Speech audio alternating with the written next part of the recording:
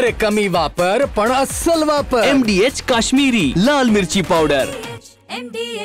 आदरणीय खासदारांच्या अध्यक्षतेखाली हा जनता दरबार घेत असतो आणि आठवड्यातून एक वेळा सगळ्यांच्या भेटी झाल्या पाहिजे।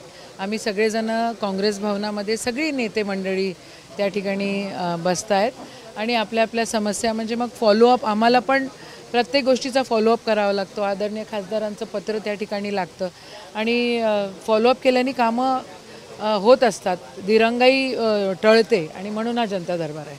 चंद्रशेखर बावनकुळेंनी वक्तव्य केलं आहे की काँग्रेस पूर्ण खाली करा, काँग्रेसमध्ये जे काही लोक असतील ते आपल्या पक्षात आणलं पाहिजे। एवढे घाबरतात काँग्रेसला?